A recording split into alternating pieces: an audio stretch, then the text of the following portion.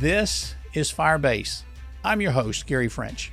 On tonight's show, we're speaking with Glenn Manns about your Second Amendment rights. And we need to ask ourselves this question.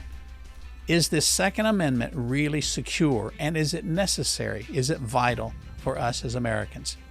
In 1860, Henry Wadsworth Longfellow wrote a poem about Paul Revere called The Midnight Ride of Paul Revere.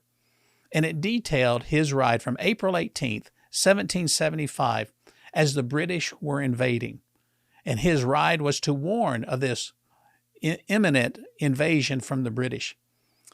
My friends, we need to know that on tonight's powerful show, we will discuss not just the British, because they've already invaded and we took care of them over 2 centuries ago, but what we need to be mindful of is that the left is invading. The left is coming. The left is coming. We will discuss whether or not your Second Amendment rights are guaranteed, whether they're secure. With that in mind, let's see what the Constitution says. The Second Amendment of the U.S. Constitution reads this way: a well-regulated militia being necessary to the security of a free state, the right of the people to keep and bear arms shall not be infringed. Here's what that means. Our Constitution guarantees you and me the right to own and carry firearms, and that it shall not be violated by the government of our nation. It is our right to carry weapons. Let's not lose that. Stay tuned for tonight's powerful show. So, Glenn, here we are talking this evening about the Second Amendment, and I did a short reading. Let me just repeat that. The Second Amendment, and a lot of the information that I've got is not only from my own personal studies, but this is a great book here. Folks, it's The Constitution Alive, and it's by Rick Green. Those of you that have been watching the show for a long time will know that we've had Rick on the show before, and I pulled out his book for a couple of reasons. Here is to correctly quote from the Second Amendment. It says, a well-regulated militia being necessary to the security of a free state, the right of the people to keep and bear arms shall not be infringed. And folks, within his book, he gives this sort of it's called Constitution Made Easy, and it basically explains it this way. The people have the right to own and carry firearms, and it may not be violated because a well-equipped militia is necessary for a state to remain secure and free. And what I love about that, Glenn, especially with the shirt that you've got on that says, I am the militia. What kind of assaults do you see against our Second Amendment rights, or maybe even against the militia today? Well, that's an interesting question. I think the current administration, particularly, they're taking they're playing for the long game as well as the short game. So you're seeing a lot of things that are incremental, but at the same time, you also see very blatant assaults on the Second Amendment as it pertains to citizens. So, for example, this assault weapons ban, most people or most experts look at that and would say, well, go back to the previous Supreme Court decisions, Heller being one. It probably won't stand, even if it happens to pass the Senate. It just recently passed the House and so forth, and they have to get 60 votes there. But there's a very intentional design by liberal progressives, the Democrats, to erode those freedoms. So it's very disingenuous. And I'm wearing this shirt from Colin Noir's organization and so forth. I like listening to Colin because he really calls out sort of the disingenuous nature of these liberal arguments about no, we just they're saying, oh, we just want background checks, or we just want sensible gun laws, and he really points that out, that really the long game is they want to get rid of your right to bear arms. Glenn, that makes me think of that great President Ronald Reagan when he says the 9 most dreaded words that you hear. I'm from the government and I'm here to help. And so for me, anytime I hear a politician, especially in regards to the Second Amendment, no, it's all right. We're just doing this for your well-being, for your safety. Do you see that part of an issue today, that they're just trying to deceive people? Or Well, I think once again, I think there's a couple of parts of that too. I think one is, and if you watched any of the debate on this assault weapons ban, Massey called out a couple of the sheer ignorance of some of these folks. So I think that there's ignorance is part of it, but there's also intent. exactly. Massey's point to one of I think it was the representative from Rhode Island, who was talking about trying to equate an arm brace on a pistol to a bump stock. And Massey I saw that. He made a clarifying. He's like, I'm not trying to argue about the nature of the amendment, but I'm just pointing out a specific here. An arm brace and a bump stock are two different types of things. Exactly. So often when you hear Democrats talk about, gun legislation, it's through the lens of ignorance. It seems like, and it's not just the Democrats. There's a lot of Republicans that are very squishy in their conservative views.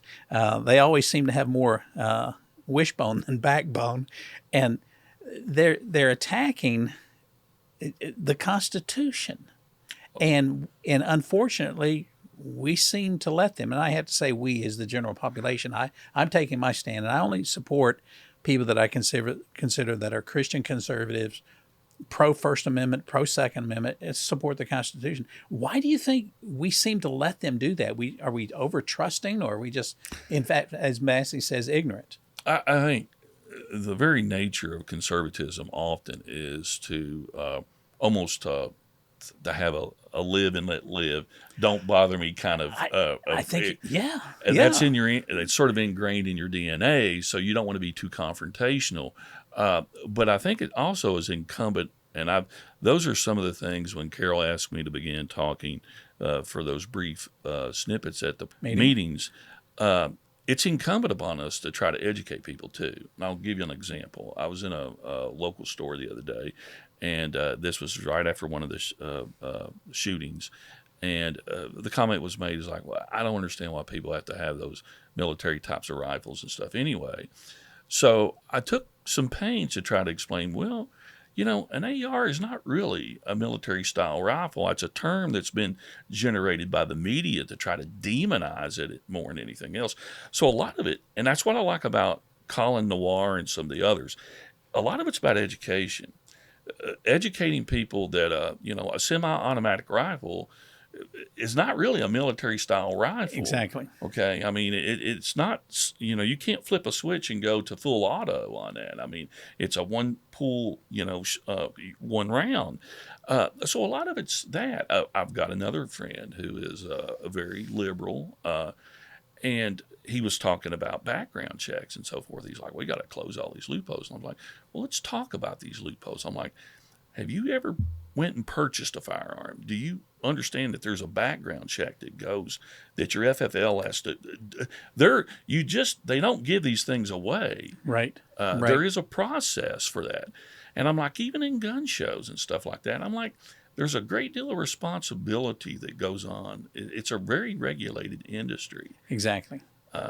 And your question was, that's what to me is most concerning. You have the overt, they're trying to pass the weapon, the assault weapons ban again, but it's the other thing that's more insidious, where you use the powers of government to be capricious and vindictive.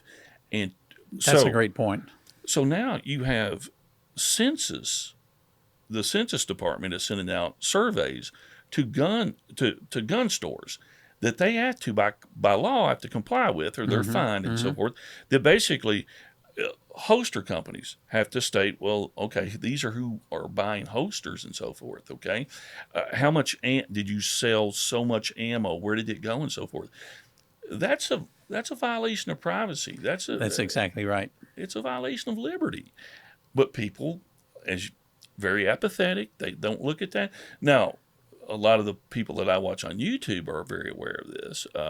We also had the, ATF agent that's knocking sort of indiscriminately on doors, wanting to see things. Or when they go into a business, they want to see your records, and they're really, I forget the exact number, but this individual had talked about the number of gun shops that have been either put through administrative processes or closed because of some type of small administrative error. And even though there's a Supreme Court case that it really kind of clarifies that whole piece of regulation. So though you see two things at work here. There's no doubt that it's very transparent that this administration is doing everything within their power constitutionally, as well as pushing maybe the limits of constitutionality to curtail. And I think that's a great point. And for me, it shows a wonderful amount of common sense that you're talking about. A lot of conservative people are not looking at the long game, to use your phrase from a moment ago. And folks, we're talking with Gerald Manns this evening, and I want us, Glenn, I'm sorry. Oh, it's okay. I called him Gerald at a meeting the other day, and I apologize, Glenn. We're talking with Glenn Manns, and we're talking about your Second Amendment rights. You will want to stay tuned for what else we have to talk about. We'll be right back after this short message.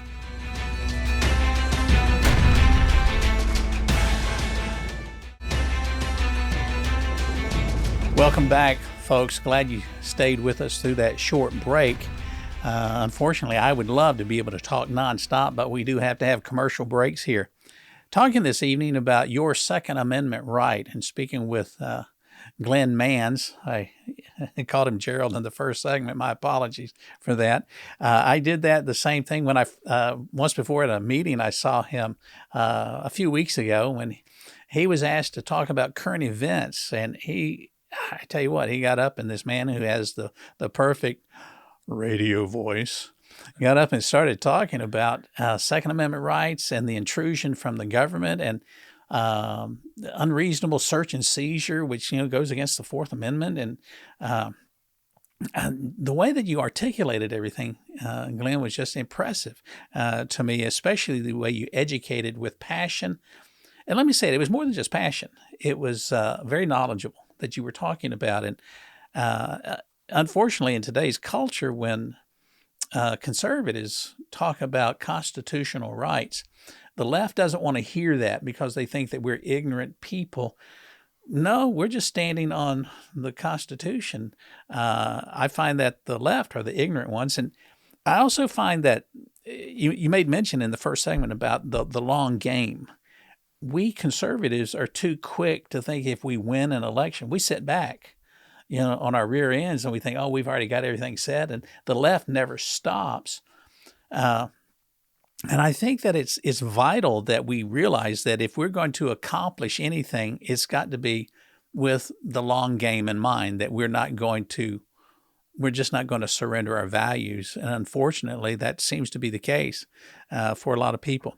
Glenn, let me read a couple of things here for you, and I'd love for you to comment on this, but also, Sure. we commented about what's happened in California recently, and there's always a reaction, knee-jerk reaction from the left to say, oh, a terrible tragedy had happened. Let's get rid of the guns now.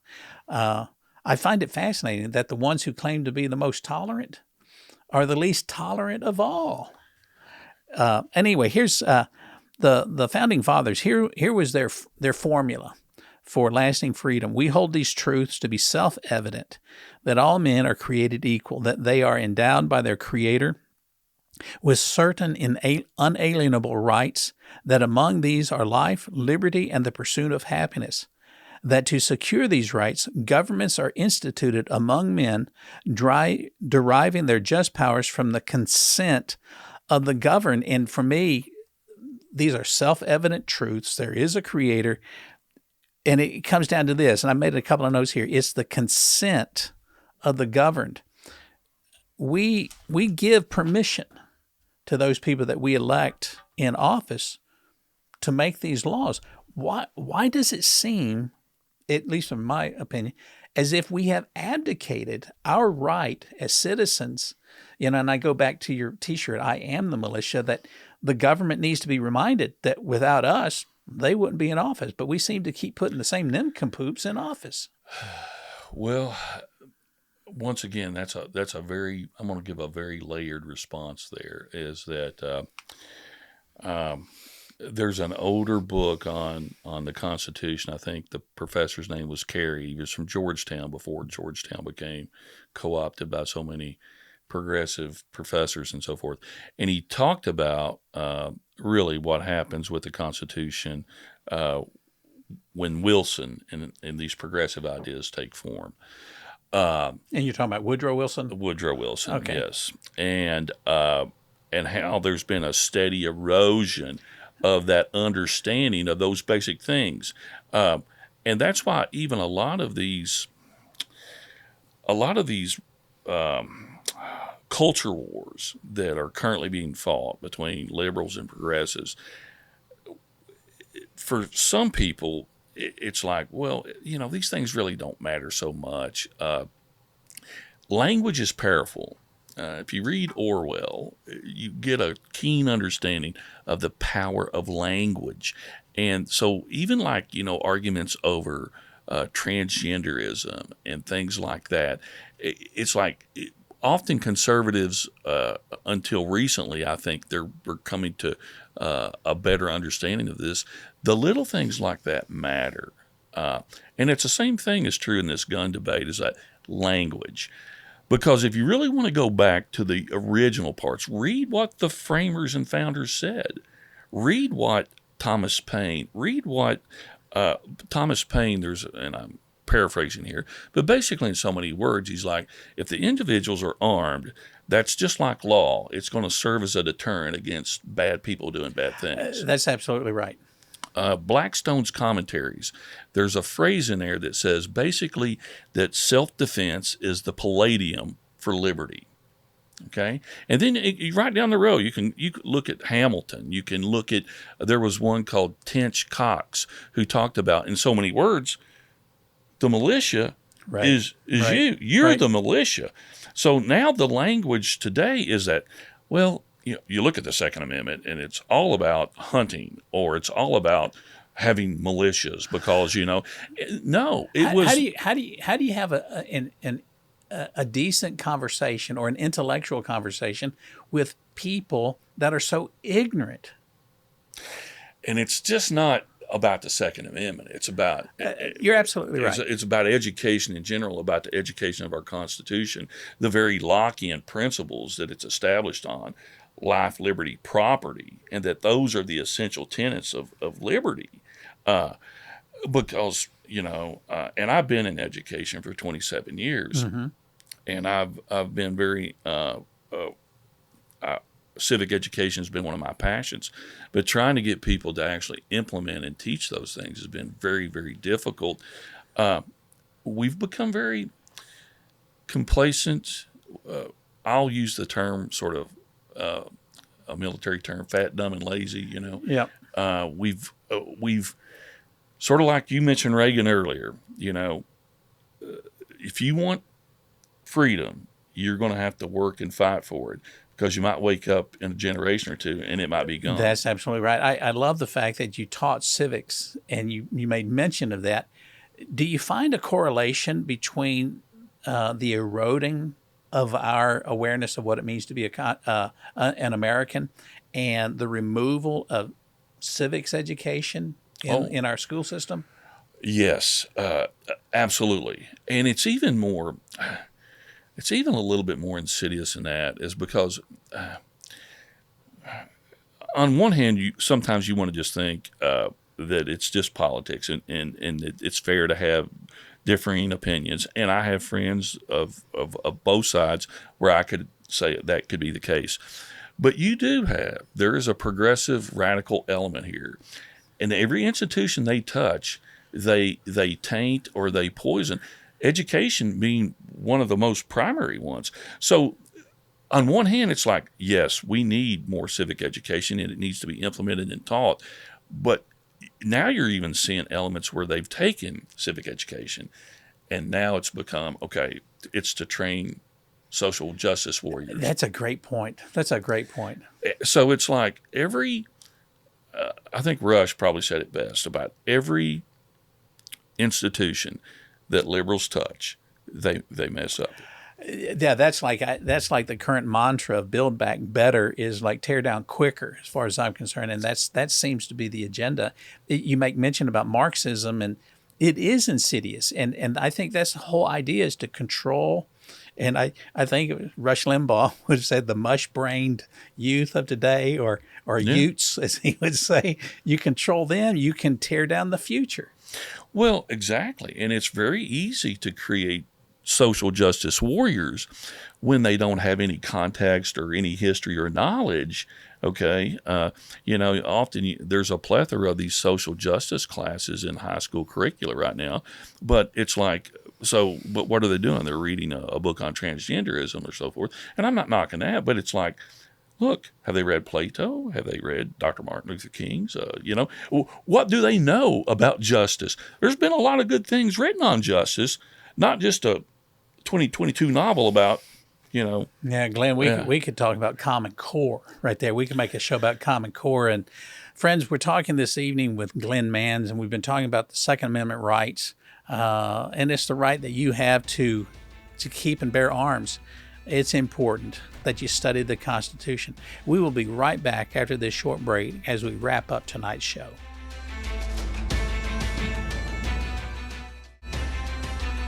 Welcome back. What a great show we've had this evening. Some powerful information. You'll remember at the very start of the show this evening, I gave you a short quote from 1860 from Henry Wadsworth Longfellow about the right of Paul Revere. And in that poem, that although he took some license in the poem to bring it all together, it recounted the right from April 1775. Paul Revere writing because of the invasion of the British. And I use that as a starting point for us this evening to say that the British are coming, but to remind you that the leftists, they are coming. And they're coming for you, and they're coming for me, and they're coming for my guest this evening, Glenn Manns. And the reason they're coming after us is not just to erode our constitutional values, but part of it is our constitutional right to keep and to bear arms. Glenn, having said that, what do you think some of the real reasons that the left wants to just take away our right to own firearms? Essentially, I think if you look back through history and you look to even what the framers discussed, is that, and this even goes back to ancient, or not ancient, but to Europe. We can trace a lot of our Second Amendment rights to the Saxons and England, because 1066.